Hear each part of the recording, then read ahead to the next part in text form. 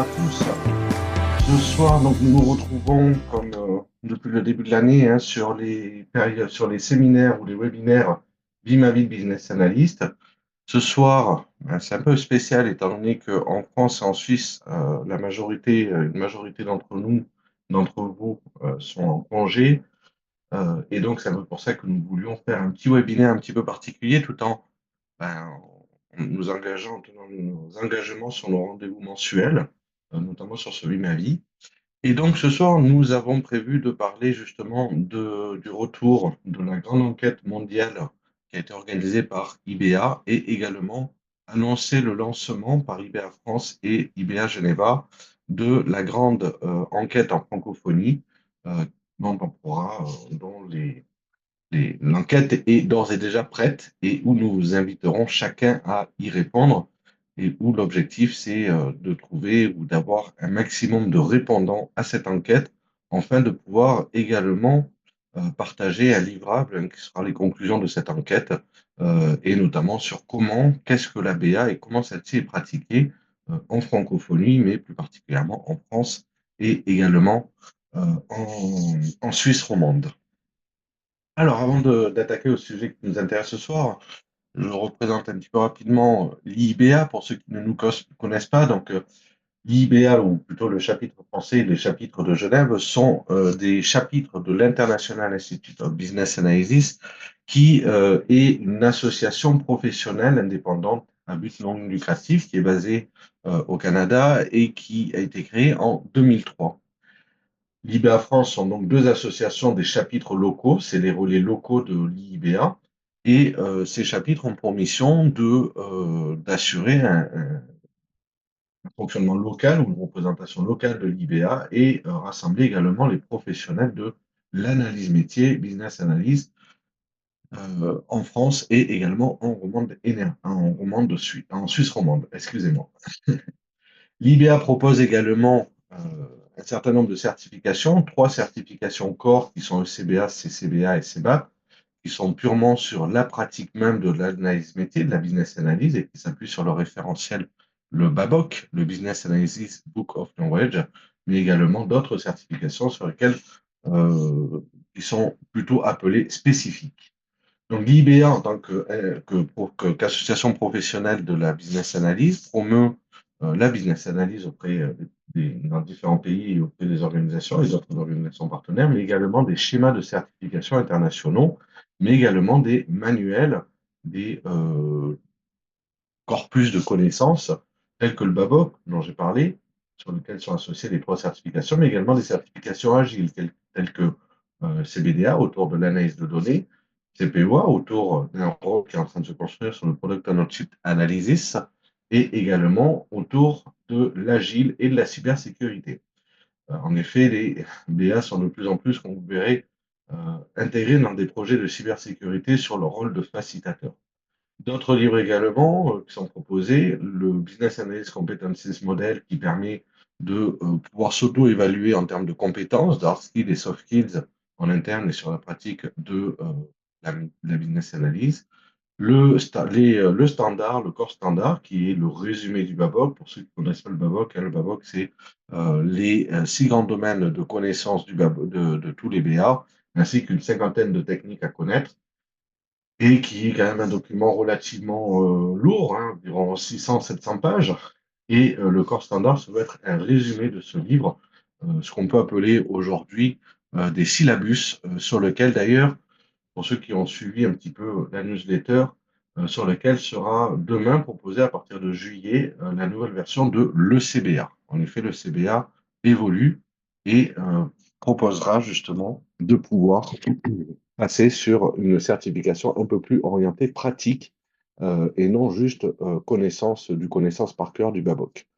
Ce qui est quand même une bonne nouvelle pour pouvoir récupérer justement ou développer une connaissance un peu junior de la pratique de l'ABA.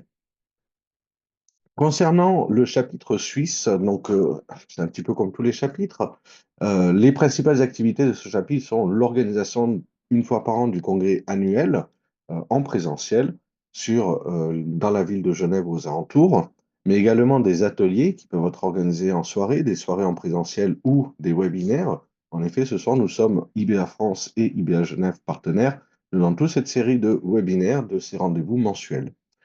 Également des groupes d'études pour pouvoir apprendre, découvrir le Baboc et potentiellement préparer également une certification qui a été citée précédemment. Et, et enfin, la Codo de BA qui propose aux différentes sociétés qui possèdent des communautés de BA de pouvoir se retrouver et évaluer leurs différentes approches en matière de BA et enfin de proposer de grandir au travers de la communauté de BA en interne et externe et un peu chapeauter, tutorer au niveau de l'IBA et IBA Geneva. Côté France, ben, comme tout chapitre, faisons pareil que peuvent faire nos collègues de Genève. Nous sommes là pour faire reconnaître finalement la profession de l'analyse métier, de la business analyse au sein des entreprises, des organismes publics et autres environnements existants dans les systèmes scolaires et autres. Nous promouvons également les certifications de l'IIBA et nous travaillons aussi avec d'autres associations pour justement un petit peu comprendre le rôle des BA dans les différents projets de transformation et des enjeux de transformation de l'entreprise, mais également des sociétés au sens très large. Au niveau école, nous participons et encadrons également certaines universités ou écoles d'ingénieurs ou écoles de commerce en France pour préparer justement les business analysts de demain et pour pouvoir les mettre sur le marché du travail avec une première compétence vérifiée, validée par l'IBA France et l'IBA sur leur travail de demain. Et enfin, nous travaillons un gros travail actuellement avec France Compétences, l'objectif étant de faire reconnaître au sein de France Compétences les certifications de l'IBA, l'objet étant de demain pouvoir activer des codes CPF ou des éléments CPF au sein de France Compétences pour pouvoir se former, se certifier dans les certifications, dans le cadre des certifications proposées au niveau de l'IBA. Alors, je précise que l'IBA et le chapitre français ou le chapitre suisse ne sont pas des organismes de formation. Nous promouvons des certifications, mais nous ne formons pas en tant que tels, bien que nous organisons des groupes d'études qui ont pour but de faire découvrir le Baboc et de raisonner sur des cas métiers, des cas pratiques. D'ailleurs, ce groupe d'études a été, la session 2025 vient d'être relancée la semaine dernière avec un premier groupe. Et une seconde session aura lieu durant le second semestre 2025. Pour ma part, je ne me suis pas présenté, je m'en excuse, c'est un petit peu l'habitude souvent dans ces webinaires. Donc, je suis Thibaut Trintignac, c'est moi-même je préside le chapitre français de l'IBA et ce soir, c'est moi-même qui vais vous présenter un petit peu le retour de cette enquête mondiale qui a été réalisée au niveau de l'IBA et au niveau des différents membres de l'IBA et revenir un petit peu sur les enjeux de l'ABA, quels sont l'état aujourd'hui, hein, qu'est-ce que la pratique de l'ABA, quelles sont les compétences demandées, quelles sont les techniques aussi que l'on découvre, les changements, parce que ce rapport ou cette enquête a lieu chaque année, et donc l'objectif c'est de présenter également les évolutions d'une année à une autre sur ces différents retours, un petit peu d'expérience qu'il pourra y avoir au travers de l'enquête. Et enfin, vous parlez également d'un axe qui est observé au travers de ce rapport, du fait que les BA sont de plus en plus amenés à aller sur des projets un peu plus stratégiques ou à prendre part dans des décisions stratégiques d'entreprise. Donc, c'est un petit peu euh, les éléments nouveaux de cette enquête. Donc, je vous propose de commencer et de parler un petit peu à propos de cette enquête. Je suis seul ce soir pour pouvoir animer ce webinaire, donc n'hésitez pas à lever les mains puisque je vois vos différentes vos présences ici. Donc, si vous voulez prendre la parole ou poser une question, n'hésitez pas à lever la main afin que je puisse vous activer, vous permettre d'activer votre micro pour pouvoir me la poser en direct ou sinon vous pouvez également poser vos questions dans le chat également. Bonsoir à tous donc. Alors, ce rapport, hein, qui est la conclusion d'une enquête qui a été réalisée sur la période 2023 pour l'année 2022 et en 2024 pour l'année 2023, a été réalisé auprès de plus de 4400 analystes dont 32% issus qui viennent du continent américain, 23% autour du continent africain et Middle East, 27% sur la partie Asie et 18% Europe. Au total, 165 pays sont représentés au travers les 4600, les 4406 répondants qui ont participé à cette enquête. La moyenne d'âge de ces répondants est autour de la grande majorité, hein, entre 25 et 45 ans. Nous avons également un certain 10% inférieur à 25 ans et d'autres plus âgés qui sont supérieurs à 55 ans. Sur les répondants, 46% sont des femmes et 54% sont des hommes, ce qui permet également d'avoir une bonne équilibre et c'est ce que l'on verra également au fur et à mesure qu'on avancera, justement de cette bonne répartition au niveau des genres en matière et sur la profession de business analyst, d'analyse métier.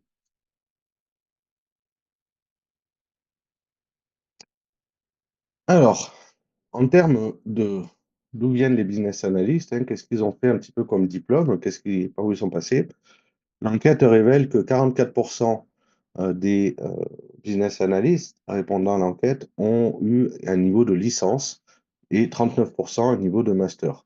C'est 3% de plus par rapport aux précédentes enquêtes hein, de 2022, notamment la dernière enquête de 2022, et où nous voyons une certaine augmentation également sur le niveau master également, plus 3% et 2% par rapport aux autres éléments.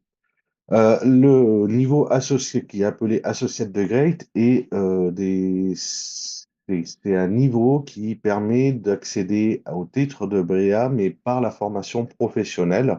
Ce n'est pas une formation scolaire, universitaire ou un titre reconnu. D'accord? Qu'est-ce qu'on observe également sur justement ce côté diplôme, hein? Beaucoup de BA peuvent commencer, en tout cas un sur deux, moins de un sur 2 à un niveau licence en commençant, mais beaucoup vont de plus en plus vers des niveaux master, c'est-à-dire qu'ils continuent leur diplôme, master ou doctoral, au fur et à mesure de leur activité professionnelle pour justement avoir un grand nombre, un nombre important, hein, ou à un niveau un peu plus senior, avancé. Du coup, 50%, plus de 50% ont un master ou sont d'un niveau de supérieur à un bac plus 5, égal ou supérieur à un bac plus 5. Ce qui est intéressant et ce qui revient un petit peu sur le côté maturité que l'on verra tout à l'heure, justement sur l'approche et l'analyse que vont avoir les BA. En termes de statut dans la profession de business analyse, une grande, large majorité même est plutôt employée sur du temps plein ou sera avec un titre de conseil. On constate là-dessus qu'on a quand même très très peu de BA qui sont sans emploi, de manière générale. On a également 4% d'étudiants qui ont le titre de BA, ce qui est assez nouveau aussi, c'est un élément qui a été rentré. Bref, ce que l'on voit au niveau de l'emploi, c'est que notre profession, la profession d'analyste métier, est quand même plutôt, ne connaît pas trop le chômage actuellement et nous verrons également, hein, est en pleine explosion un peu partout. Les entreprises recherchent énormément de BA. Quel est le top 5 des secteurs qui recrutent, qui recherchent des BA? Ben, le premier, le service financier, les banques, assurances, hein, avec 22%, 20% dans toutes les approches et toutes les sociétés qui sont autour de la technologie et du logiciel, 9% dans le service conseil et service professionnel. Petit à petit, on a une certaine évolution également dans le gouvernement et les secteurs publics avec 8% et 7% sur les approches santé et, et pharmaceutique et pharmacie, les grands laboratoires pharmaceutiques. En somme, la majorité en 2024 des salariés, des BA salariés, étaient dans des grandes entreprises de type banque, assurance ou services technologiques, logiciels. C'est là où on retrouvait principalement les BA. Également, on verra dans l'enquête que la majorité de ces BA travaillent plutôt dans des modes hybrides, hein, c'est-à-dire qu'ils sont beaucoup ou en présentiel ou en télétravail, mais également vont travailler sur différents sujets et avec parfois des casquettes un peu différentes. De manière générale, les BA ont une importante maturité en matière de digital et proposent également des missions ou des travails relativement flexibles, c'est-à-dire qui vont pouvoir aller vers une adaptation, pouvoir s'adapter à différents postes ou missions qui leur seront confiés également. En termes d'expérience sur la progression, en termes d'analyse métier, hein, là, on a quand même 21% de nos des répondants qui affichent avoir entre 0 et 2 ans, enfin moins de 2 ans d'expérience. Alors, c'est une plutôt bonne nouvelle. Cela veut dire que la relève est relativement assurée sur ce sujet-là, hein. Une grande majorité ont entre 3 à 10 ans, hein. On arrive très rapidement autour de 43%. Si on prend jusqu'à 16 ans, on a dépassé les 1 sur 2, c'est-à-dire quasiment les 60%. Ceci veut dire finalement que dans 58% des cas, les BA ont en général au moins 6 années d'expérience en la matière. Et qu'à côté de ça, il y a une certaine relève en regardant justement ça reste une profession relativement dynamique, étant donné qu'il y a une forte entrée sur les profils plutôt juniors. Côté répartition homme-femme, on a un certain équilibre où sur les personnes ou les profils ayant moins de 2 ans d'expérience, on est à 55% d'hommes à 45% de femmes. Et lorsque on avance, on voit que justement, on est toujours à peu près sur les mêmes écarts, disons, et cela se réduit sur les personnes ayant plus de 17 années d'expérience, et où on voit par contre également que si à partir de 6 années d'expérience, les hommes ont une certaine réduction quand en face d'une augmentation au niveau des personnes, de la gente féminine. Sur les régions qui emploient le plus également en termes d'expérience, bah, actuellement, l'Afrique et le Moyen-Orient font partie des pays qui emploient jusqu'à 28% des BA, hein, 28% qui ont moins de 2 années d'expérience. Et l'Europe, elle, continue une implémentation petit à petit, hein, avec des profils de plus en plus confirmés. Hein, je rappelle, l'Europe est assez jeune, hein, sur ces sujets-là. Et alors, c'est aussi un peu pour ça que nous lançons une enquête au niveau France et Genève. Nous ne sommes pas au même niveau de maturité, disons, en matière de BA que d'autres régions. La région États-Unis, Amérique, reste naturellement la plus mature, hein. On le verra également au niveau des salaires, qui ne sont pas du tout les mêmes, hein, et au niveau des expériences. Euh, beaucoup de la nouveauté vient souvent des Amériques, donc ce qui veut dire que cela va arriver également sur les autres continents, sur les autres continents européens, Asie et Pacifique. Également, l'Asie le Pacifique ont une croissance relativement importante en nombre de recherches et en nombre d'emplois petit à petit qui sont en train d'arriver, ce qui démontre également une bonne structuration de la profession dans ces différents pays. En termes d'environnement de travail, où est-ce qu'on retrouve finalement les business analysts? Donc, largement dans le secteur privé, hein, dans la grande majorité du secteur privé, bien qu'on voit également une entrée qui est assez récente, c'est dans le secteur des ONG ou des associations où on voit arriver tout doucement, petit à petit, des BA. Sur le dernier rapport, on a 2% des répondants qui expliquent qu'ils sont business analysts dans une organisation de type ONG ou association professionnelle également. On voit également que les entreprises de moins de 100 employés, donc plutôt de la grosse TPE, PME, commencent également à réaliser des emplois de business analyst, ou en tout cas ont identifié un rôle de business analyst, ce qui veut dire que, bon, certes, la majorité des emplois sont généralement dans des grandes structures, mais que le métier est en train de s'ouvrir à des plus petites structures et finalement, se dire que les besoins ne sont pas juste des affaires de grandes structures, hein. C'est ça la bonne nouvelle. La recherche de besoins, la transformation n'est plus un sujet qui ne concerne que les grandes structures, mais concerne bien toute l'économie, tout le maillage économique et toutes les sociétés, quelle que soit leur taille. Donc ça, c'est également un des éléments assez importants révélés dans cette enquête 2023-2024. Concernant également la majorité des BA, où est-ce qu'on va les retrouver? Ben, la majorité sont également rattachées ou à des directions IT, des DSI, ou alors à des directions métiers. Généralement, on avait beaucoup de mal, hein, sur les précédentes enquêtes, on avait beaucoup de mal à positionner où étaient réellement les BA. Ça variait énormément. Là, on commence à voir justement que les BA, on commence un petit peu aussi peut-être à mieux comprendre leur rôle, leur action. Et donc, les sociétés, les entreprises ont plus de facilité à pouvoir les positionner ou les rattacher à différents services, etc. Donc, on voit principalement, en effet, dedans des départements informatiques ou des départements autour du métier. Euh, Avant, c'était beaucoup sur les lignes projets hein, que l'on voit. Donc, ça veut dire également que ben, finalement, le fait que les BA soient rattachés à des DSI ou à des métiers, c'est qu'on n'associe plus forcément le BA que à une cycle projet, ou c'est-à-dire à quelque chose qui est en transformation, mais que la transformation est bien quelque chose dans l'entreprise qui est un temps plus long et qui va du coup devoir être intégré au sein des métiers et au sein des DSI. Donc c'est plutôt une bonne nouvelle aussi de retrouver justement cette évolution, de voir cette évolution-là.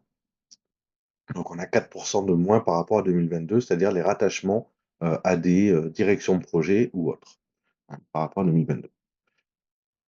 Donc, les éléments importants ici, c'est le rattachement des BA, où est-ce qu'on va les retrouver. Donc, il y a une évolution sur le rattachement à des directions DSI ou des directions métiers et une diminution par rapport à des directions purement projet ou purement, on va dire, dans le mode changement, qui revient un petit peu des éléments où on capote souvent sur la démarche projet, c'est-à-dire le passage euh, au, euh, à la partie au delivery, c'est-à-dire ou à la partie où on va livrer le projet.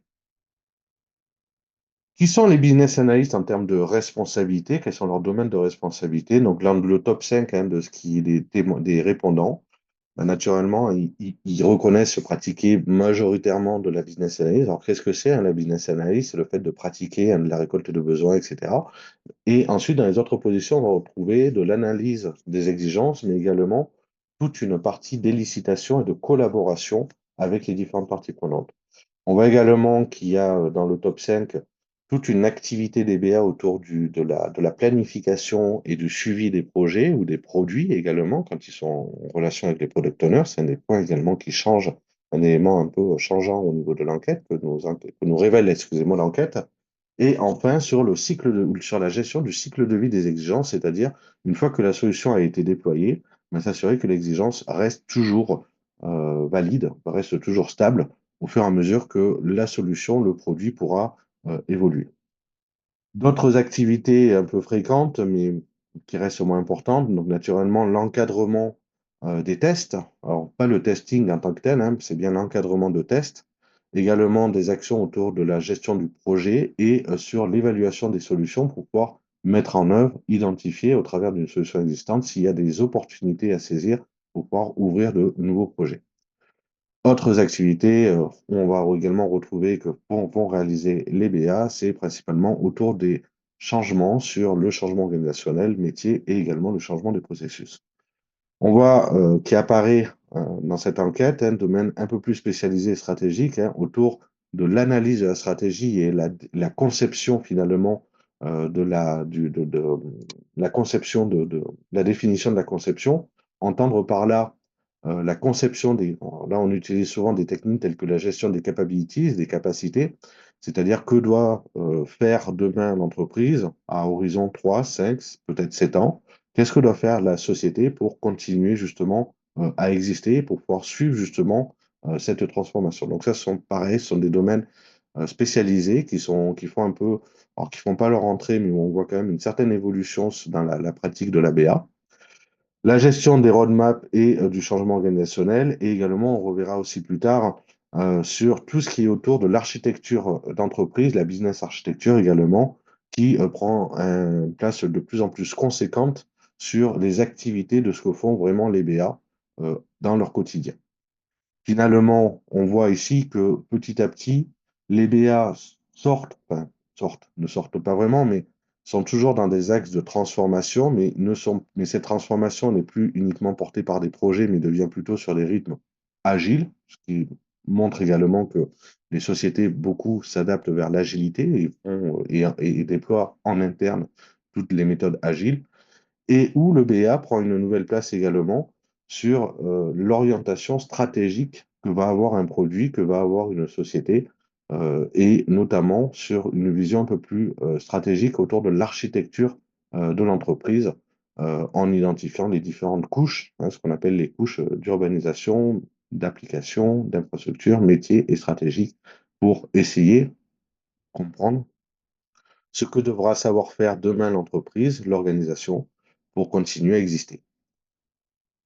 Finalement, c'est un rôle, en conclusion, qui aujourd'hui s'élargit également en termes d'activité et en termes de compétences, ce qui va lier également pourquoi, et vous le verrez tout à l'heure, les sociétés ont de plus en plus de mal à trouver des business analysts parce que leur recherche de business analyst est de plus en plus exigeante aussi. Les BA dans leur organisation, une grande évolution également par rapport à 2022, au précédent rapport, c'est qu'aujourd'hui, dans 80% des répondants déclarent que leur profession de business analyst dans un métier est concrètement et formellement reconnue au sein de l'organisation. Ce n'est plus, on le voit également sur l'évolution des titres que vont avoir les différents business analysts dans leurs différentes sociétés. On voit une réelle augmentation du titre business analyst. Avant, on avait souvent, alors, par exemple en France, consultant, analyste fonctionnel ou d'autres titres de ce type. Aujourd'hui, le titre business analyst au sein des sociétés est vraiment de plus en plus dépasse le niveau rôle, mais devient bien le métier finalement.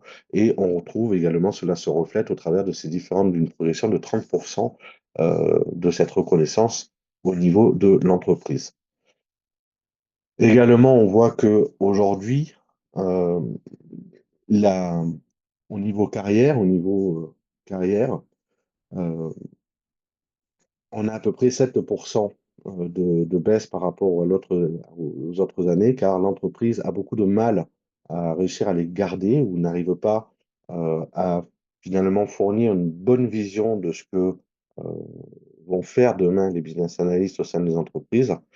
Et dans certains cas, hein, on voit que certains ne sont pas sûrs de vouloir vraiment rester au sein de leurs entreprises. Également, alors non, non, ce sera plus tard, justement, excusez-moi. On voit justement ici que également euh, peu d'entreprises proposent vraiment de plans de carrière au sein des BA, ce qui fait que justement cela va rejoindre un petit peu ce que l'on explique tout à l'heure. En termes de développement, beaucoup de BA affichent d'une certaine manière, à 40%, envisagent à court ou moyen terme, peut-être un départ de leur entreprise pour un manque de perspective par rapport à leur rôle dans l'entreprise ou ce que l'entreprise va attendre d'eux ou peut-être les missions qui leur sont confiées. Alors là-dessus, on n'a pas réellement de cause ou de justification par rapport à ce stade, par rapport à ces stats. Ça pourrait être peut-être un élément à creuser dans une prochaine enquête. Néanmoins, quand on voit que les BA sont là quand même depuis un certain moment, eux, par contre, n'ont pas forcément l'intention de changer. Ce que je viens de dire précédemment ne vaut que pour les business analysts qui ont une ancienneté inférieure à un an ou qui sont sur une ancienneté de 1 à 2 ans. La majorité des BA ont plutôt, eux, une intention, ceux qui sont plutôt avec des profils plutôt seniors ou avec une certaine expérience au sein d'entreprise, ont eux plutôt l'intention de vouloir rester dans leur entreprise.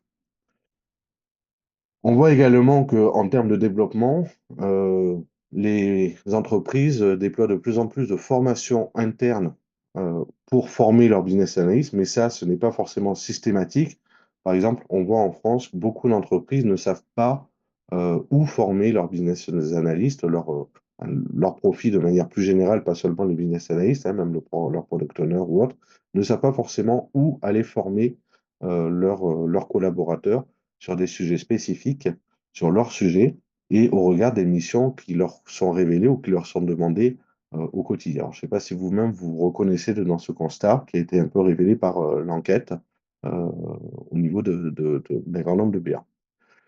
En France, un des problèmes que l'on a et qui rejoint un petit peu ce que j'expliquais en introduction, c'est qu'étant donné que les certifications de l'IBA, mais comme aussi beaucoup de certifications dans ces nouveaux métiers, hein, autour de Scrum ou autres, n'ont pas de code CPF, disons, l'entreprise a beaucoup de mal à trouver des bons organismes de formation.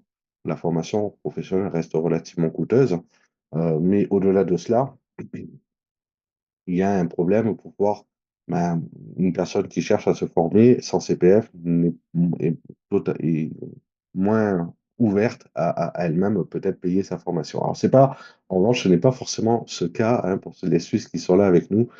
C'est un autre cas. Hein. En Suisse, le code CPF et les CPF ou le système français autour de la formation professionnelle n'est pas du tout le même, voire n'existe pas. Il faut savoir pour les Suisses qu'en France, la formation professionnelle peut être financée par des fonds communs qui s'appellent les OPCO et les CPF, etc. Voilà, pour vous expliquer un petit peu ce contexte.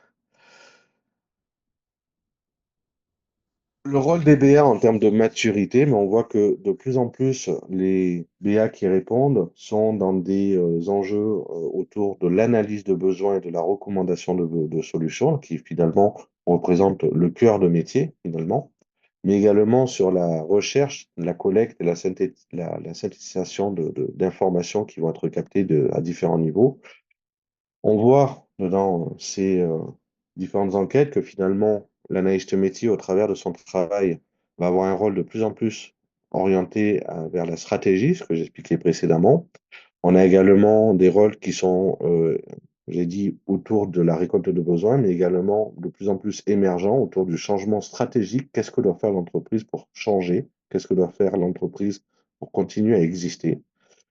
Et néanmoins, en termes de maturité, ce qu'on va appeler de niveau d'évaluation de la maturité de l'organisation, encore trop de sociétés vont être sur ce qu'on va appeler un niveau initial ou répétable, c'est-à-dire que ce sont des entreprises qui n'ont pas encore bien structuré en interne la profession de BA, c'est-à-dire que les BA sont relativement matures, sont relativement expérimentés, mais en interne, il n'y a pas de grand organisation de déploiement ou de déploiement de l'activité du business analyst. Il faut savoir que là-dessus, la grille que l'on va voir, c'est généralement initial, répétable, managé et enfin optimisé dans l'ordre de la maturité là-dessus. Pour la petite information là-dessus, hein, et pour parler un petit peu de la code de BA, c'est l'initiation de cette grille de maturité fait partie des sujets qui est en train d'être travaillé côté IBA France et IBA Geneva pour justement mettre en place également un questionnaire, alors pas orienté BA, mais pour les entreprises cette fois, pour justement qu'une entreprise puisse évaluer sa propre maturité en matière de transformation et en matière de de déploiement des activités d'analyse métier. Donc, ce sont des travaux qui sont en cours au sein de la Code BA actuellement. L'impact des BA dans leur organisation, mais on voit que beaucoup d'organisations ont par contre ont une structure relativement claire sur où sont le BA. Est-ce qu'il est une place relativement centralisée ou matricielle? Qu'est-ce qu'il faut entendre hein, là-dessus? C'est la vision hiérarchique finalement du BA. Est-ce qu'il a une responsabilité hiérarchique ou fonctionnelle, hein? Est-ce que sa responsabilité est, et transverse ou en ordonnée, ce qui va également traduire du coup une professionnalisation du rôle du BA dans l'entreprise. On voit que les BA, sachant où on peut les trouver, ils seront donc plus faciles à être retrouvés justement au sein des organisations. On voit également que l'ABA est en train de se déployer, ce que je vous expliquais encore tout à l'heure, n'est plus cantonné à des rôles opérationnels, mais évolue de plus en plus vers des rôles stratégiques sur les aspects sur la déclaration réalisée au travers de cette enquête, et où ils vont participer à des décisions clés, finalement, qui sont parfois en lien avec l'avenir de certains projets, de certains produits et ou même de l'entreprise. Finalement, la majorité des répondants ici, dans cette enquête, expliquent qu'ils ont le sentiment que leur rôle devient de plus en plus central au sein de l'organisation et ce qui leur donne le sentiment également d'avoir un rôle de plus en plus stratégique et donc peut-être pesant également, qui va peser dans les différentes décisions que doit prendre l'organisation, dans les solutions qu'elle va devoir choisir, les choix qu'elle va devoir faire et ce qu'elle va devoir également mettre en place pour pouvoir faire face aux défis de demain. En matière des compétences humaines clés reconnues, donc là encore, les répondants expliquent en première position hein, la communication. La première communication, donc on reste toujours sur des rôles de facilitateur et où le business analyst doit avoir un certain rôle d'empathie, etc., ce qu'on expliquait dans la communication et dans sa capacité à pouvoir communiquer avec des parties prenantes et des tiers. Une capacité dans la résolution de problèmes et dans la recherche de solutions. L'écoute, alors là on dit listening, mais exactement c'est l'écoute active. Avoir une pensée critique également. On rejoint sur les aspects communication, mais pouvoir savoir engager et travailler avec les parties prenantes dans les différents produits, les transformations et projets qui vont être mis en œuvre, les initiatives de manière plus générale. Une capacité à être de plus en plus adaptable, à pouvoir, et ça c'est la partie agile, hein, ce qui arrive un petit peu sur le côté agile dans les sociétés, à pouvoir rapidement changer également, à pouvoir s'adapter facilement à pouvoir construire également des relations durables avec les parties prenantes, avec les équipes qui sont autour des initiatives, une intelligence émotionnelle, des compétences également en termes d'organisation de son emploi du temps. Là-dessus, on a souvent un dicton qui est je dis ce que je fais et je fais ce que je dis. Et autour du change management, c'est-à-dire toute l'approche à comment accompagner l'humain dans le changement et comment éviter, limiter les différentes résistances au changement. Les évolutions notables dans l'enquête, c'est qu'on voit que dans ce top 10, on a l'intelligence émotionnelle qui a été remplacée euh, par ce qui montre également la prise de décision est remplacée par l'intelligence émotionnelle, ce qui montre également une évolution justement des soft skills attendues au niveau des BA. En termes de compétences organisationnelles, on voit également des changements, hein, où on voit que l'agilité humaine est désormais de plus en plus indispensable pour pratiquer une business analyse de haut niveau. Et notamment, cela se traduit parce que les environnements étant déployant de plus en plus des méthodes agiles, alors ben, ceux-ci doivent être de plus en plus être dans des environnements dits dynamiques et donc agiles. Le BA va devoir donc s'adapter du coup, à ces changements. Et c'est une des attentes que vont avoir justement les recruteurs et qui va être, que va avoir également l'organisation avec laquelle le BA va travailler.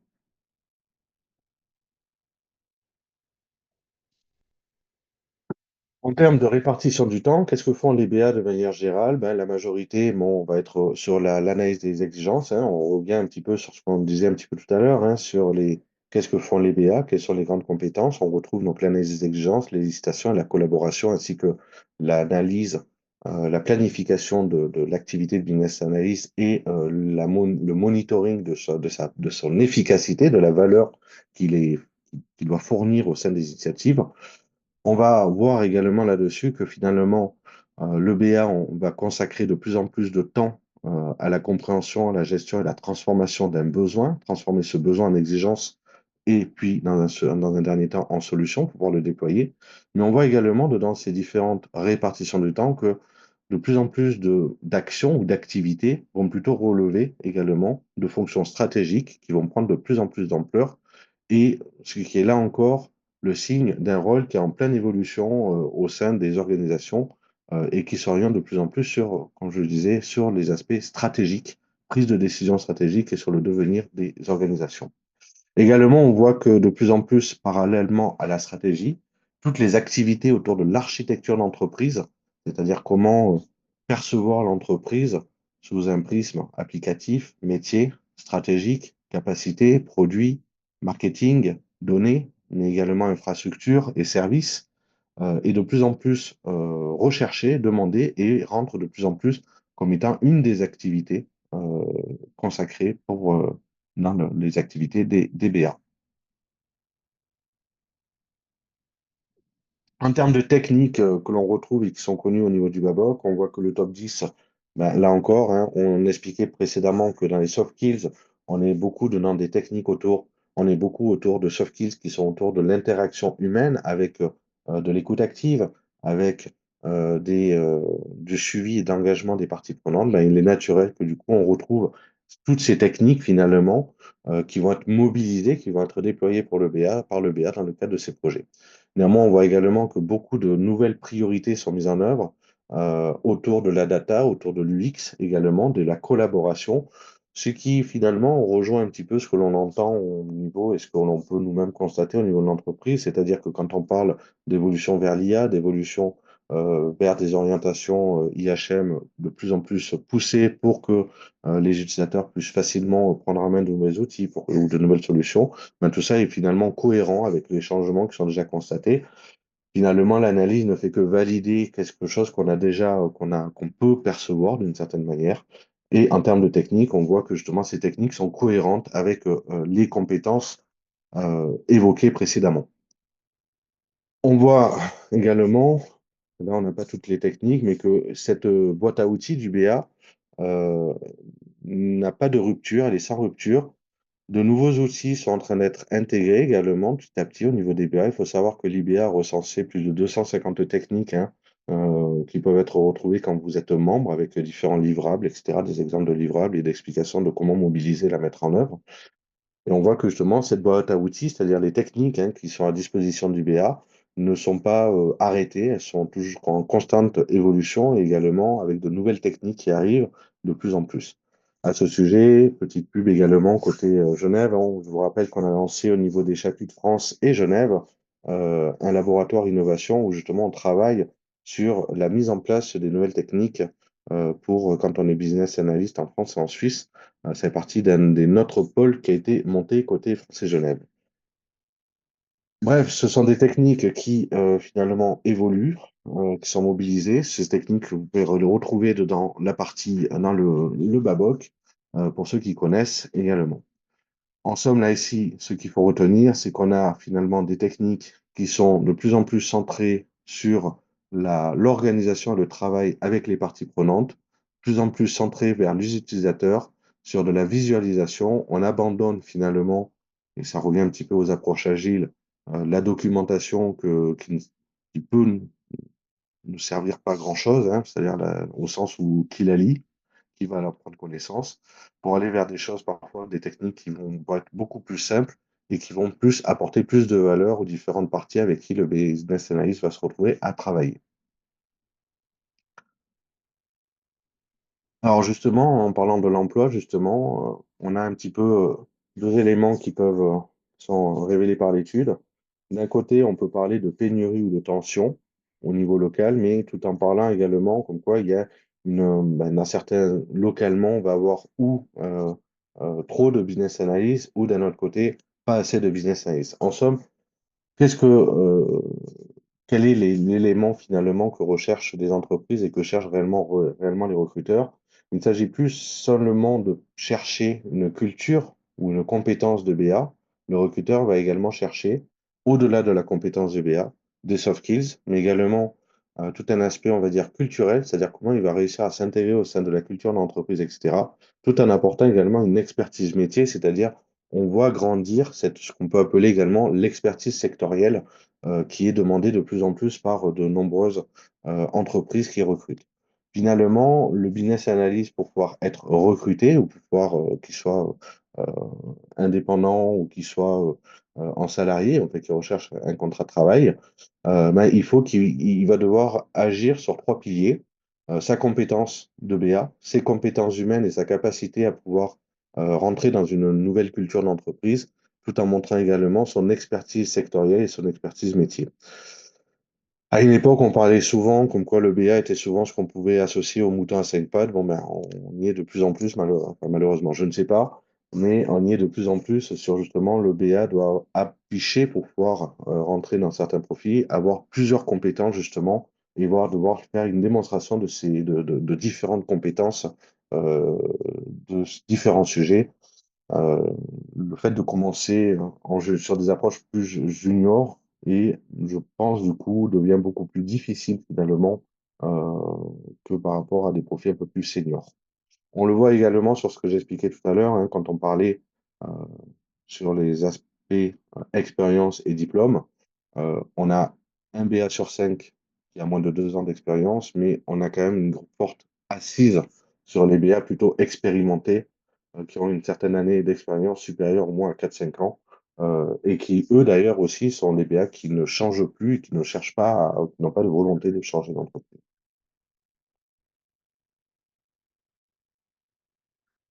En matière de salaire, c'est la partie généralement qui intéresse. Alors juste, je finissais sur cette partie, en effet, que finalement, la, l'enquête nous révèle que un des enjeux pour les 10 prochaines années en matière de recrutement ou de demande de professionnels de la BA devrait augmenter environ de 11% d'ici à 2033. Ce que les entreprises vont vraiment rechercher, c'est sur quoi elles vont chercher vraiment, enfin, sur ce quoi il va y avoir ce qui va, les facteurs différents, les facteurs discriminants ou les facteurs qui vont réellement donner de la différence seront la capacité du BA à pouvoir naviguer dans des environnements complexes. D'ailleurs, on le voit, hein, les entreprises se complexifient. Pour ceux qui ont pu faire un jour un petit peu de ce qu'on appelle la théorie des organisations, hein, les Mintzberg, etc. On voit que l'entreprise change de plus en plus. On parle aujourd'hui beaucoup d'entreprises en réseau également. On parle également d'entreprises en service, hein, où on a de différents services qu'on va mobiliser à un instant T pour différents sujets, mais qui demain, ces services ne seront peut-être pas forcément toujours pertinents. Donc, cette capacité à pouvoir naviguer et comprendre les environnements complexes internes à l'entreprise, mais également externes à cette entreprise. Une compétence forte en matière de changement. Le BA étant acteur du changement, il ne faut surtout pas qu'il soit lui-même facteur de résistance à ce changement. Et avec des profils qui sont de plus en plus orientés sur la valeur et qui ont une réelle appétence à l'agilité. C'est finalement les trois critères que va rechercher demain vraiment l'entreprise en matière de BA. En tout cas, les éléments qui vont différencier les BA par rapport à d'autres. Un autre élément également, c'est qu'on voit que le marché, d'une certaine manière, se tend, c'est-à-dire que pour mieux recruter, il va falloir que les entreprises forment plus, c'est-à-dire qu'on ait de plus en plus de stagiaires, pardon, pas de stagiaires, mais de professionnels formés également. Alors, c'est quoi, hein, finalement, pour les recruteurs, la majorité des cas, c'est quoi les BA formés, hein? C'est souvent des BA qui ont affiché une certification internationale. Dans certains pays, vous n'affichez pas de certification internationale, vous n'êtes pas crédible dans votre titre. Les entreprises vont devoir également combiner de plus en plus, elles, pour de l'attractivité avec des mises en place également euh, de vrais scénarios pour conserver leur talent en interne. Donc des scénarios de formation interne, de découverte, de recherche également. On le voit aussi, hein, quand vous regardez, certains sont dans les cabinets de conseil, on voit que de plus en plus dans les cabinets de conseil, on a des pôles finalement de recherche qui se mettent en œuvre et qui sont un peu alimentés par les collaborateurs, ce qui permet un petit peu parfois de décrocher, de prendre ou d'aller sur des sujets qui peuvent les intéresser qui peuvent les intéresser. Finalement, pour les BA qui sont formés et certifiés, actuellement, c'est une période d'opportunité. Du moment qu'ils arrivent à démontrer leur adaptabilité et leur aptitude à pouvoir gérer des décisions ou des actions plutôt d'ordre stratégique pour la société, pour les sociétés qui vont demain les employer. En termes de salaire, justement, c'est souvent le sujet, j'aime bien regarder, hein, ce que je comprends. Mais on voit déjà que avec un salaire de 84 000 euros pour les hommes et de 85 000 euros pour les femmes, nous sommes à une des professions où justement on ne connaît pas la problématique où les femmes sont moins bien payées que les hommes, en moyenne. Le salaire moyen euh, par rapport aux répondants et à toutes les personnes qui ont répondu est un salaire annuel de 84 000 dollars. Le plus haut salaire sera aux États-Unis avec 93 000 dollars. Et on voit également que l'Asie et les pays pacifiques, avec 91 000 dollars annuels, sont également, donc ce sont des moyennes, hein, je rappelle, font partie des deux pays ou des deux régions qui recrutent et où les BA peuvent vraiment bien être payés. Ensuite, l'Europe arrive. Alors là aussi, l'Europe, hein, c'est plutôt ceux qui répondent beaucoup à cette enquête.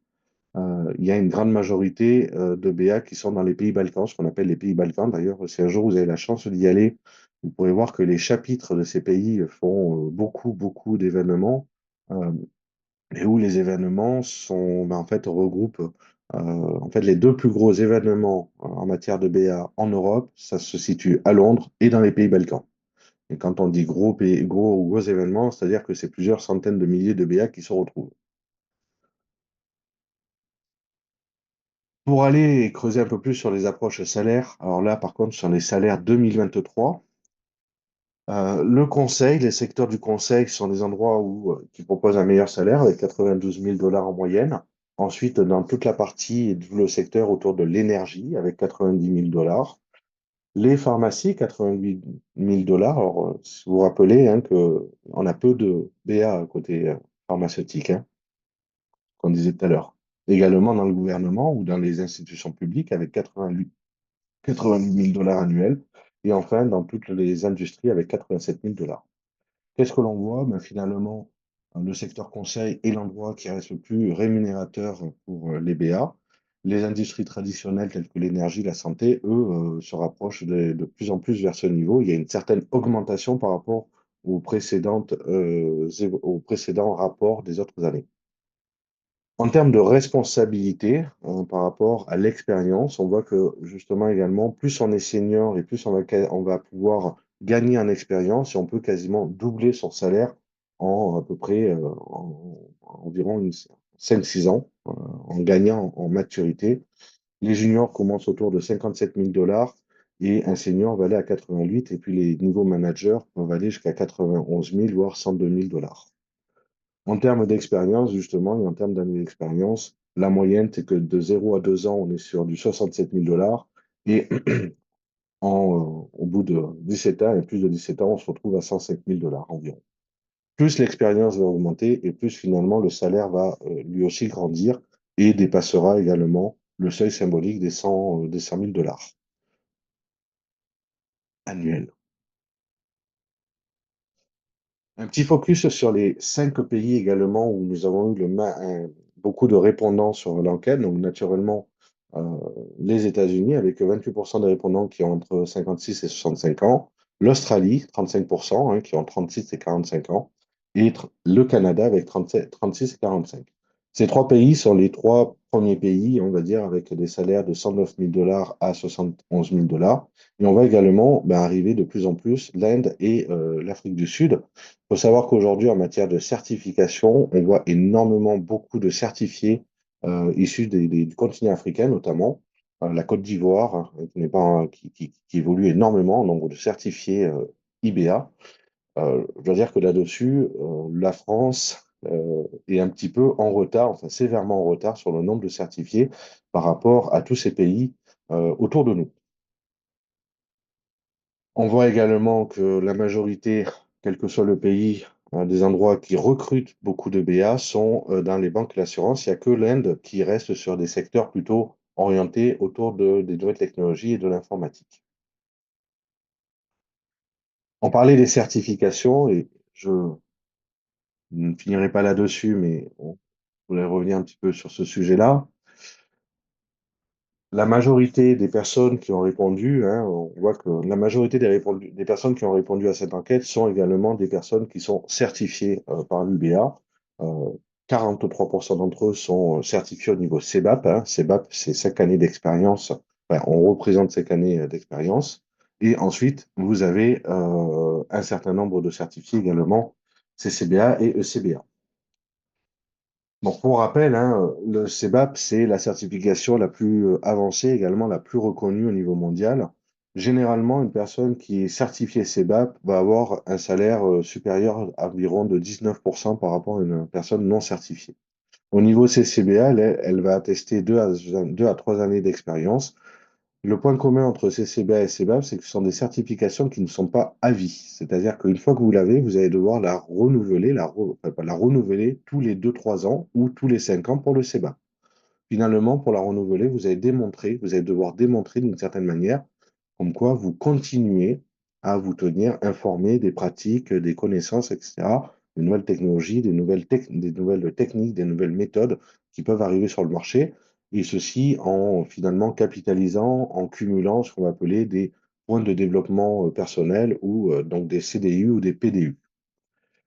Ce système-là est le même, quel que soit les. C'est un petit peu. Je pense que tous les grands schémas internationaux ont des systèmes équivalents, le PMI, Scrum, etc. Vous n'avez jamais une certification qui est à vie, finalement. Vous devez toujours démontrer au fur et à mesure que vous avancez, comme quoi vous vous maintenez à jour. En revanche, la certification ECBA, qui est plutôt le niveau, ce qu'on me dit souvent à tort, c'est pas vraiment vrai, c'est souvent le niveau débutant. On dit souvent que c'est un niveau débutant, mais c'est vrai qu'en France, beaucoup de personnes qui passent ECBA parce que ne sont pas à l'aise avec dans la langue anglaise, en anglais, ce qui fait que CBAP et CCBA ne pouvant être passés que en anglais, en fait, préfèrent revenir sur ECBA. Mais à aucun moment, ECBA ne veut dire finalement qu'on est débutant. C'est pas parce qu'on a ECBA qu'on est débutant. on a des personnes expérimentées qui ont ECBA, voilà, notamment en France. Mais finalement, c'est une première étape également pour démontrer son efficacité en matière de BA.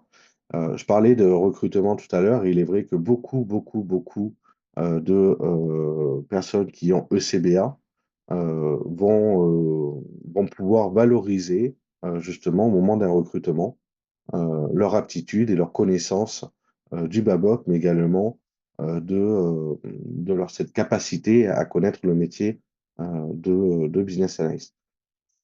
Donc, je rappelle, l'IBA, là-dessus, il reste un organisme international et aura toujours les certifications proposées, aura toujours plus de poids que ce que peut proposer une formation dans un contexte professionnel ou même une formation France Compétences, hein, là-dessus. Vous êtes dans France Compétences, vous êtes dans un employeur qui est international. C'est pas sûr que la certification France Compétences, ils la connaissent. Par contre, le CBA ou IBA, ils risquent de la connaître.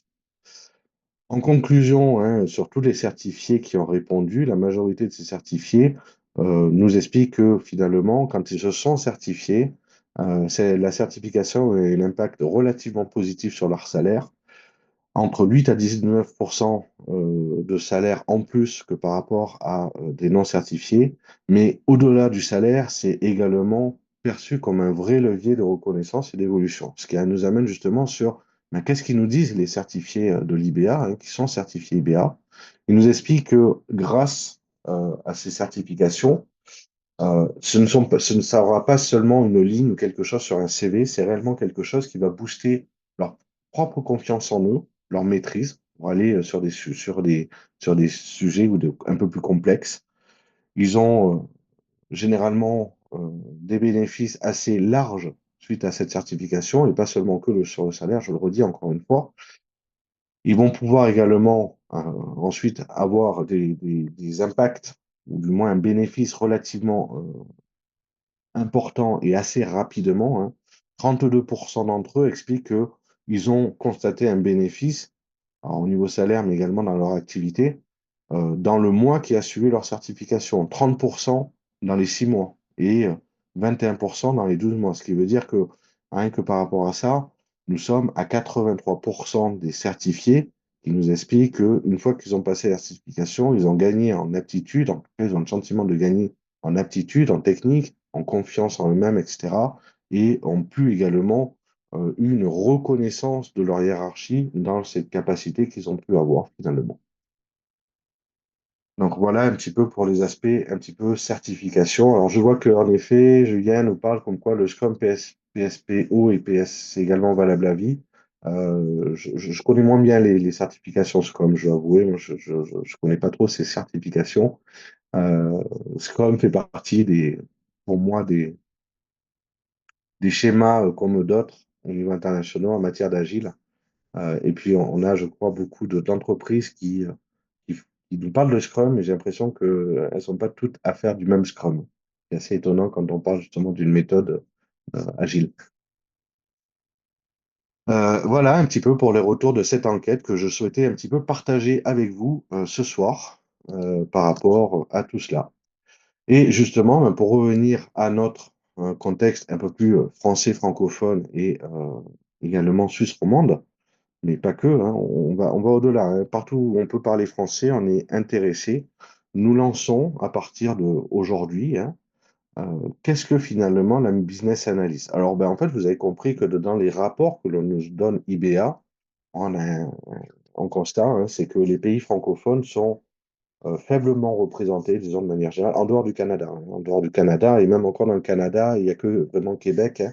Il y a moins de... Mais la francophonie européenne est peu représentée, et nous souhaiterions, en fait, au sein des chapitres, avoir une meilleure connaissance, finalement, de ces pratiques, de ce que demande des niveaux de salaire, etc., grâce à vous, grâce à vos retours à vous, pour justement nous parler un petit peu de qu'est-ce que vous attendez. En fait, demain, en fait, ce qui nous intéresse, c'est de demain, qu'est-ce que vous attendez en tant que BA qui pourrait être organisé au niveau des chapitres. Je rappelle que un des éléments des chapitres hein, est de justement de valider, de faire reconnaître cette profession de business analyst, d'analyste métier au sein des sociétés, mais pas que, hein, au sein de l'APEC, etc., ou d'autres organismes.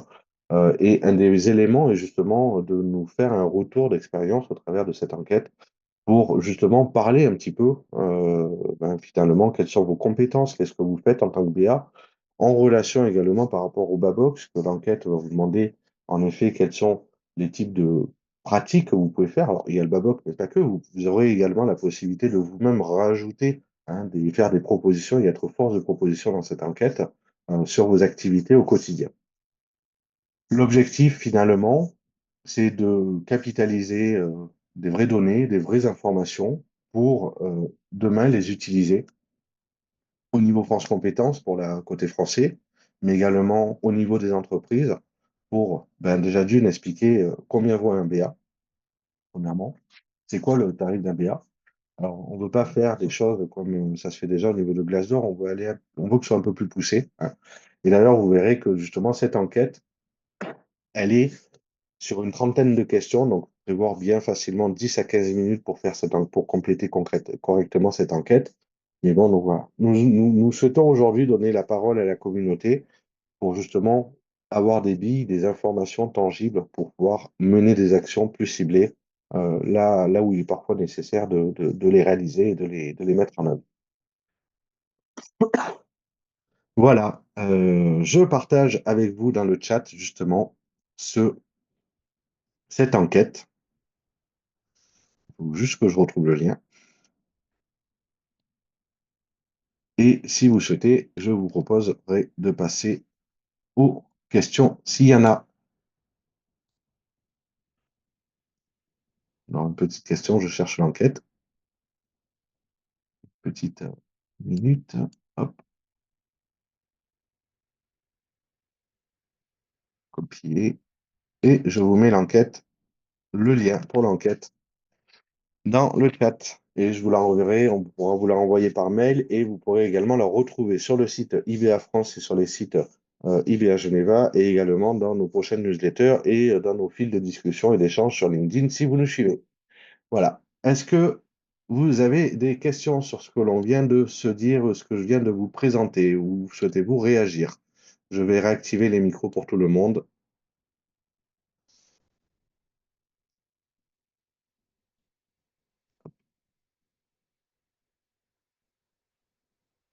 Vous êtes toujours là?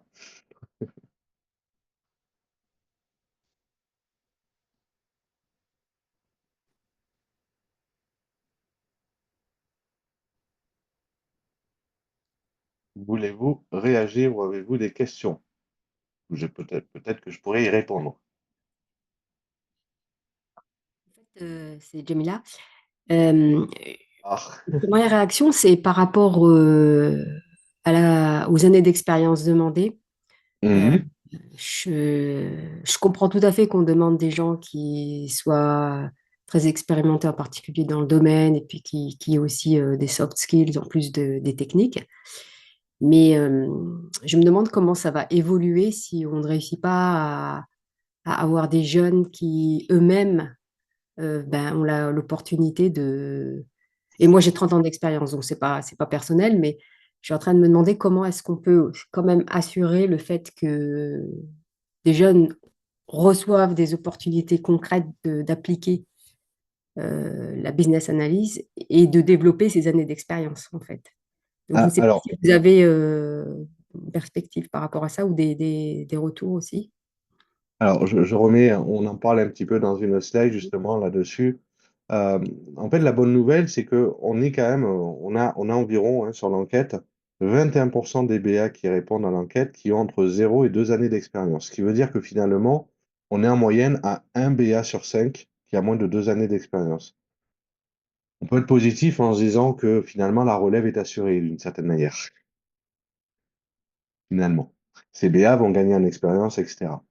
Euh, Ce qu'on dit, c'est qu'en revanche, à horizon 30, à horizon 10 ans environ, il va y avoir des éléments ou des exigences peut-être plus fortes en matière de recrutement ou qui va peut-être demander une meilleure expertise métier ou autre. Ben, naturellement, cette expertise va se gagner. Je pense que beaucoup de sociétés vont toujours prendre des profils juniors. Ce que l'on dit, c'est que ces profils juniors vont gagner en expérience métier en fait, je dirais, je prendrais la chose à l'envers en disant que quand on commence BA dans un secteur peut-être métier, il sera plus difficile de changer de secteur. On peut le voir comme ça, si vous voulez, étant donné que les attentes demandent une meilleure expertise sur des secteurs. Ça répond à votre question?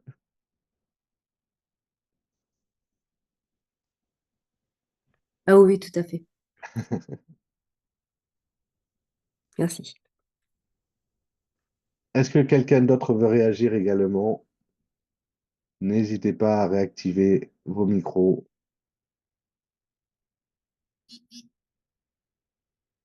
Alors, j'essaie justement de vous remettre à tout le monde. Hop.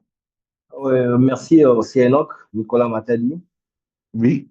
Merci pour ces feedbacks, c'est très enrichissant. Moi, j'ai juste deux préoccupations. La première est de savoir c'est quoi, quelle est la procédure pour appliquer, et la deuxième, c'est quoi les coûts. Alors, j'ai pas entendu, j'ai entendu la procédure appliquée, mais j'ai pas entendu de quoi. Et j'ai La pas première est entendu de la deuxième savoir question. c'est quoi Oui. le coût total pour le BA professionnel. Alors, le coût, c'est-à-dire le coût pour se former, pour passer une certification, c'est ça? Exactement. OK. Alors, en fait, ça va dépendre de la certification que vous voulez passer. Déjà, le coût ne sera pas le même. Généralement, Moi, là, il vaut mieux. je suis intéressé par le CBAP. OK. Le CBA, c'est le certificat d'entrée. C'est également la moins chère au niveau IBA. Elle est à Non, 195. CBAP professionnel. Ah, CBAP. CBAP, CBAP. Ah, Ouais, d'accord. ouais. Le CBAP. Alors, elle, c'est la plus haute et c'est aussi la plus chère. Elle est, je crois, à 595 euros, 595 dollars, sachant que là encore, euh, alors 595 dollars pour les adhérents, et sinon, elle est autour de 700 ou 800 dollars si vous n'êtes pas adhérent IBA. Bon, généralement, il vaut mieux faire son adhésion de l'IBA pour justement bénéficier de prix réduits. Sinon, bah, en fait, vous achetez une certification. Alors ça, c'est vrai pour CEBAP, mais quelle que soit la certification, vous pouvez ne pas être adhérent, mais vous vous retrouvez à acheter la certification au coût de la certification en état adhérent, plus le coût d'adhésion. Donc, en fait, entre passer la certification n'étant pas adhérent ou être adhérent, finalement, ça revient au même, c'est le même prix.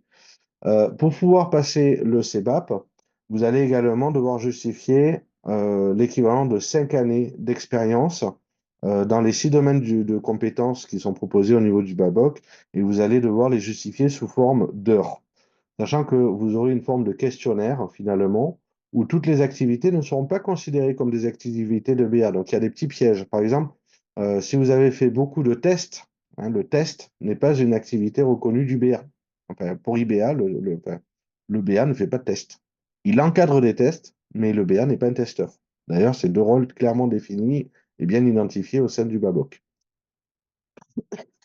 Euh, Quand vous avez OK. passé, donc pouvoir faire la procédure, donc vous allez devoir idéalement passer un membership, justifier également ce qu'on appelle des heures de développement personnel, c'est-à-dire 35 heures. Alors ça veut dire que vous avez suivi une formation ou vous avez fait une forte auto-formation vous-même. C'est totalement possible également. Vous pouvez justifier une auto-formation.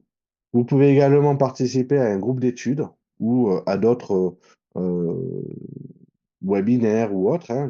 D'ailleurs, pour les certifiés ce soir, une petite parenthèse, si vous êtes certifié IBA et que vous avez besoin de documents de CDU, CPU, euh, PDU, pardon, votre participation au webinaire vous rapporte à chaque fois 2 crédits de CDU, PDU, hein, quand vous participez à un webinaire IBA France, IBA Geneva, là-dessus. Rappelez, gardez-le, ça fait partie des éléments qui démontrent que vous restez informé des actualités du monde professionnel en matière de bière.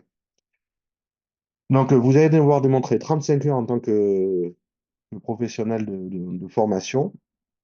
Et ensuite, vous allez devoir compléter le dossier, compléter vos heures d'expérience, etc. Derrière les heures d'expérience, vous allez devoir également euh, mettre, alors c'est pas des témoins, mais mettre des personnes de référence qui potentiellement pourront être contactées par l'IBA et qui pourront en effet OK. témoigner des dires des heures que vous aurez affichées. Une fois que ce dossier est validé, alors vous pouvez passer la certification CEBAP. La certification CEBAP, c'est 3 heures où vous avez quelque chose comme, je crois, 210 questions. Non, c'est CCBA, je me souviens plus exactement. Tout est sur le site internet, sinon c'est également sur le site IBA France. OK. OK? Est-ce Après, sinon, est-ce n'hésitez pas à possible m'envoyer un d'avoir mail et je pourrai vous répondre en privé également, au besoin. OK. Est-ce possible d'avoir le lien d'adhésion? Je suis intéressé. Le lien d'adhésion, c'est sur iba.org. Vous faites logging et vous aurez accès normalement, enfin, normalement, vous serez invité à vous inscrire.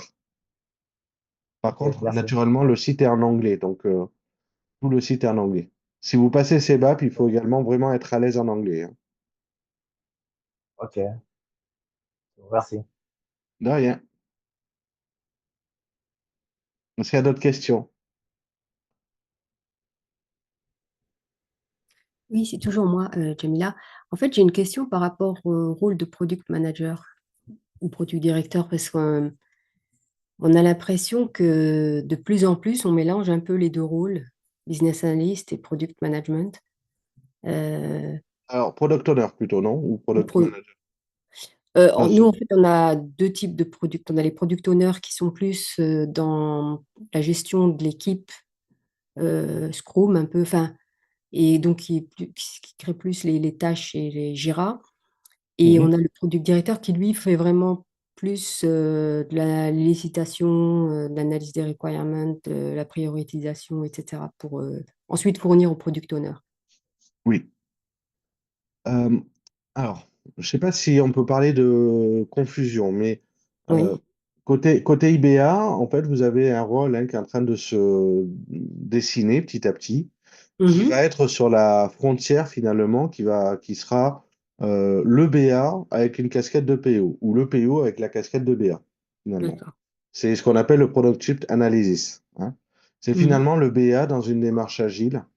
Comment est-ce qu'il va travailler avec un PO, ou un PPO, un Proxy Product Owner ou autre. Voilà. Là-dessus, généralement, si on doit, parce que Scrum ne reconnaît pas le rôle de business analyst, hein, là-dessus. Ce n'est pas quelque chose. D'ailleurs, si vous regardez un petit peu la vidéo, les vidéos de Scrum Life, il y a une vidéo sur le BA qui explique en fait ben, en fait, comme quoi en tant que Scrum Master ou PO, vous avez peut-être dû souvent vous rencontrer ce personnage bizarre qui a le titre de BA, hein. Euh, donc en effet, le Scrum ne reconnaît pas le BA finalement. Malheureusement, c'est vrai que par contre que la BA existait avant le Scrum, avant l'Agile Ouais. Mhm. technique, hein. Euh, la, la- J'allais dire là où même le- le comble, c'est que l'IBA avait participé à l'écriture du manifeste agile. Justement. Alors, est-ce qu'il y a une confusion? Je ne sais pas, mais je pense que c'est plutôt la manière dont la société met en place ou met en œuvre l'agilité, parce que si on met à 100% une démarche agile, le rôle de chef de projet disparaît, hein. Alors, moi, souvent, j'explique c'est quoi la différence entre le product owner enfin, c'est quoi la différence, ou plutôt la ressemblance entre le chef de projet et le product owner. Ben, pour moi, on peut faire c'est une évolution du chef de projet, le PO, hein. Et finalement, c'est quoi un projet par rapport à un produit ou un produit par rapport à un projet? Ben, un produit, c'est un projet sur un temps plus long, finalement, hein. Mais où, finalement, parce qu'on est sur un temps plus long, le chef de projet se voit attribuer de nouvelles fonctions, de nouveaux rôles. Actuellement, je connais peu d'organisations qui sont vraiment sur des structures vraiment à 100% BA plus PO, ou juste même que PO.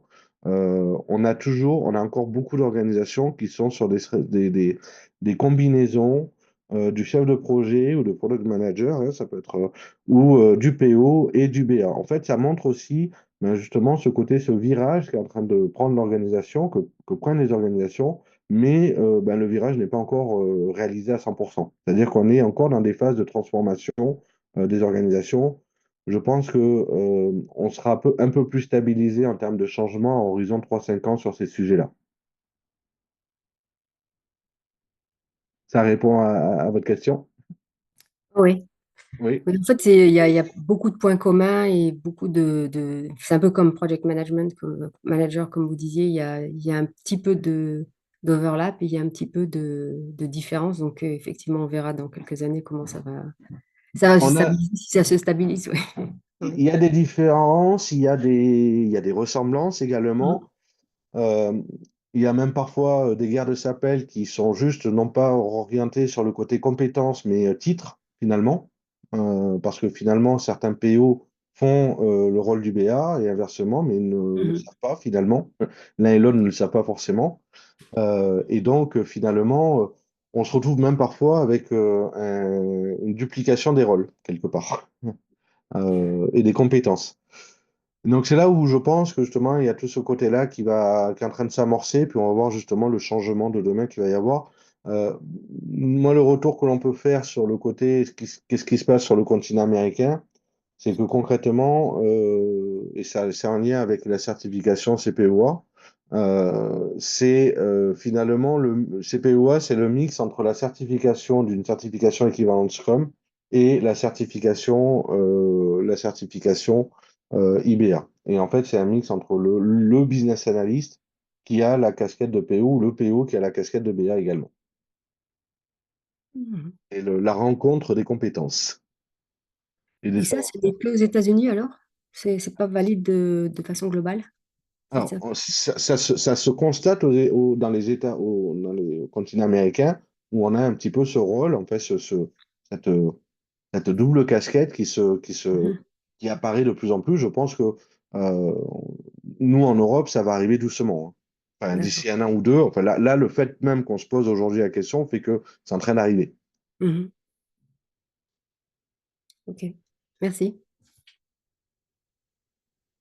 De rien. Est-ce qu'il y a d'autres questions ou d'autres réactions? Bonjour, moi c'était pas une question, c'était une réaction, c'était de vous remercier pour la présentation qui était très intéressante et qui remet bien en avant, je trouve, le rôle du business analyst qui a, comme vous le dites, un peu tendance à, enfin nous on est en pleine réorganisation, des BA sont devenus PO et c'est vrai que tout est un peu autour du PO, on a un peu l'impression que tout est autour du PO et les BA sont un peu, même s'ils sont très importants et font beaucoup de choses, un peu sous-estimés, je trouve un petit peu, enfin un peu, voilà. Donc trouvais ça Oui. intéressant de ils sont voilà, parce que justement, ils n'existent pas enfin, dans une tribe et enfin, effectivement, théoriquement, il ne devrait pas y avoir de BA, mais on voit bien qu'il y en a besoin et du coup, c'est vrai que ouais, on met beaucoup autour du PO, des PM, mais les BA sont voilà, les BA qui ne sont pas devenus PO sont un peu sous-estimés, je trouve. Donc Ben, merci parce que là, c'était intéressant. je pense que quand on dit que le BA prend un rôle stratégique, ça revient justement sur. Alors, je ne sais pas si vous avez déjà participé à à un principal webinaire, mais j'avais une slide quand je Non. présentais finalement la BA, où on a finalement le BA qui est au centre, on a la partie qui s'appelle la MOA ou qu'on a peut appeler aujourd'hui le côté PO ou autre, la partie qui s'occupe de la maîtrise d'ouvrage ou la réflexion produit finalement, les équipes de développement qui font la mise en œuvre, et puis en dessous on a les clients, les parties prenantes, etc. Et en fait dans mon schéma j'explique que le BA il est au milieu de tout ça, hein, et que son rôle, le rôle du BA, donc, quand on veut vraiment déployer sur une organisation avec les fiches métiers, etc., il va être au milieu et ce sera ce qu'on va appeler la courroie de transmission de tous ces éléments, de tous ces rôles, pour faire en sorte que tout le monde dialogue et le BA, bah, en fait, ce qu'on explique beaucoup dans les postures du BA, que le BA doit toujours avoir une posture de neutralité, c'est-à-dire que c'est jamais, il ne défend jamais, il ne peut pas être partie prenante dans un produit, disons, ou dans un projet. Et donc, c'est cette neutralité, et ça, on explique par la suite que c'est la posture qu'il doit avoir en tout cas, mais qu'à l'arrivée, c'est grâce à cette posture qu'il va faire en sorte que tout le monde va pouvoir se parler, il va pouvoir défendre les parties prenantes par rapport au PO, ou le PO par rapport à des parties prenantes, il va pouvoir participer à challenger, etc. Et finalement, c'est ça le rôle attendu du BA, et c'est en ça qu'on dit également qu'il rentre de plus en plus sur des approches de plus en plus stratégiques. C'est-à-dire que le PO, un peu comme le chef de projet, il ne va exister, enfin, pour qu'il existe, ça sous-entend l'existence du projet ou du produit. Or, le BA existe avant le projet, le produit, parce qu'il participe à définir s'il y a un intérêt à y aller ou pas. En fait, c'est là où on dit souvent, quand on parle de l'analyse du besoin et ce qu'on appelle également l'exigence métier, où on explique parfois une des postures également ou une des décisions, c'est une fois après analyse et récolte des besoins, dans l'exigence métier, ce qu'on appelle l'exigence métier, on peut faire le choix de ne rien faire parce que ne rien faire aura plus de valeur que faire quelque chose. Et en fait, le rôle qu'il va avoir dans l'organisation, ça va être finalement le garant de la valeur dans les produits, dans les produits, dans les projets. Et finalement, moi, j'aime bien, j'arrête de parler de projet ou de produit. Je préfère parler plus généralement d'initiative ou de transformation. Voilà, mon opinion. Mm. Ouais, bah, je pense qu'aujourd'hui, on demande plutôt au PO de faire ça et pas assez au BA. Mais bon, après, j'ai l'impression que le BA devient la petite main du PO. Enfin, c'est vrai qu'on va essayer. Enfin, là, moi, je fais partie d'un centre d'expertise business analysis, donc justement, on est en train de redéfinir un petit peu les rôles du BA et puis revaloriser quelque part le BA parce que voilà, l'organisation est arrivée très vite et rapidement, on s'est mis en tribe, en squad, avec des PO et du coup, c'est vrai que je rejoins la personne qui parle avant. C'est vrai qu'entre le PM, le PO, le BA, tout le monde fait de la business analyse, ça, on est en phase. Mais après, chacun sur son périmètre et on met beaucoup en avant les PO et je trouve moins les BA. Donc, voilà. Je, je le redis, n'hésitez pas à solliciter l'association. On est également là pour Mhm. ça, pour justement expliquer peut-être à vos RH ou faire des interventions dans vos structures pour Ouais, ouais. remettre un Mm. petit peu la BA ou autre. Ça fait partie des éléments ou des actions qui sont proposées par l'association et il suffit juste de demander. Et en fait, Mhm. nous avons un bénévole qui pourra venir parler de la BA chez vous. Ok. Le, Merci beaucoup. Derrière.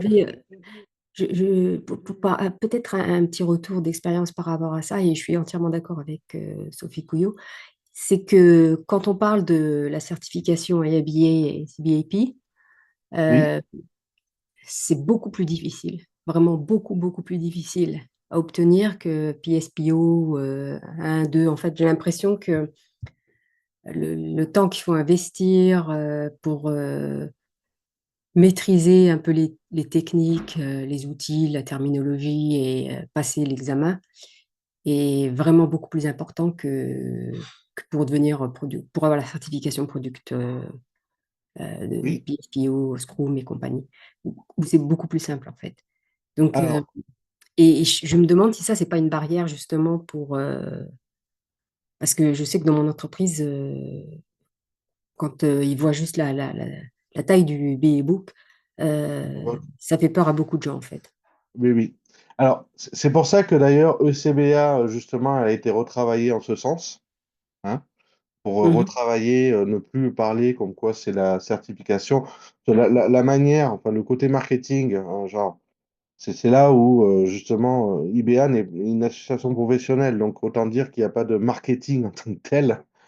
Ou des bons wordings ou autres. Et souvent, en fait, la manière dont ECBA était abordé, c'est qu'en fait, on nous demandait, oui, maintenant que c'est le premier niveau 1, donc il fallait passer par le niveau 1 pour aller à CEBAP. Donc, non, pas du tout, hein, pas du tout. ECBA aujourd'hui est en train d'être revu à partir du 21 juillet pour justement ne plus se concentrer sur le BABOC, mais se concentrer simplement sur le standard, qui sont finalement beaucoup plus petits, un bouquin beaucoup plus petit, et également sur le côté également un peu plus syllabus. C'est également des grands changements qui sont en cours sur les autres certifications CCBA et CEBAP, puisque dans les faits, euh, alors, je dis souvent, une personne qui veut se former, qui fait une formation intensive de 3 jours et qui veut se présenter à la certification CEBAP, euh, c'est un très bon moyen pour mettre 600 euros par la fenêtre. Oui, Disons, ouais, hein. d'accord. Ça Voilà. prend beaucoup plus de temps, ouais. Ouais. Ça prend plus de temps. Mais Mm. les certifications sont en train d'être retravaillées sur cette approche. Alors, ECBA va être largement simplifié parce qu'en effet, c'était parfois même du par cœur du Baboc et ça n'a aucun intérêt, hein. Et ensuite, ça va être également revu sur le CCBA et CEBAP. Un autre point également, c'est qu'on est dans des schémas de certification internationaux qui souvent sont peut-être trop en empreinte avec des certifications, enfin des manières, des systèmes d'évaluation un peu américanisés au travers de QCM et autres. Aujourd'hui, vous êtes en France, la France, dans les universités, dans les écoles, vous avez très très peu de QCM. Donc, notre culture peut-être européenne fait qu'on n'est pas très habitué à des QCM, alors que d'autres cultures outre-Atlantique, eux, sont plutôt plus habitués, étant donné que c'est plutôt l'un des principaux approches de leurs évaluations. Il y a ça aussi qui joue beaucoup, je pense. Mais sinon, je suis complètement d'accord avec vous que les certifications IBA demandent un certain investissement, euh, mais c'est aussi pour ça qu'elles sont beaucoup plus reconnues. Oui, et Euh, c'est aussi pour ça, par exemple, que effectivement, j'étais entièrement d'accord avec le sondage qui dit que dès la première année, on gagne 30%, 35%, je ne sais plus, d'efficacité ou je ne sais plus exactement, mais on a vraiment l'impression d'avoir beaucoup appris et de façon concrète, en fait. Donc, bah, nous, on aborde souvent le certification, on nous met souvent l'augmentation salariale. Honnêtement, je pense que, alors certes, c'est un peu lié, mais je pense que l'augmentation, le principal argument de l'augmentation salariale n'est pas lié à la certification, il est surtout lié aux compétences qui sont acquises et démontrées assez rapidement suite à l'obtention de la certification. Euh, Même sur ECBA, hein, alors moi je fais moi-même des formations sur ECBA, je le constate, hein, les personnes, quand elles obtiennent le CBA, enfin, il y a une décharge émotionnelle puissante.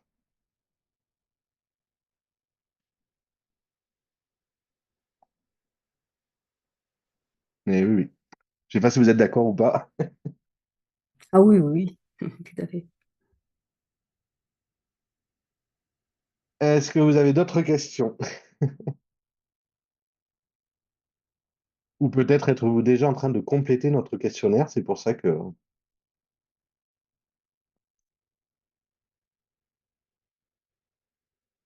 N'hésitez pas à lever la main si vous avez d'autres questions. Dernier appel.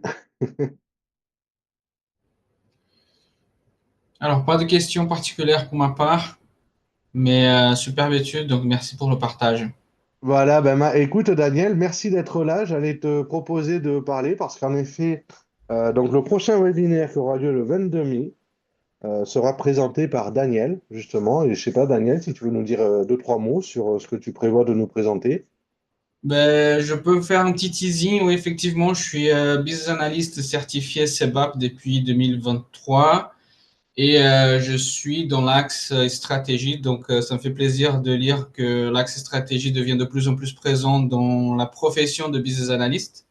Oui. Et la petite astuce que j'utilise au quotidien, en fait, dans mon travail, c'est le storytelling. Et puis, je vous laisse avec ça, avec teasing. Et donc, en effet, Daniel interviendra donc, lors de notre prochain webinaire, donc le 22 mai, sur le système de Vie ma vie, et qui sera sur la thématique comment justement utiliser des techniques de storytelling pour donner vie aux rêves. C'est ça.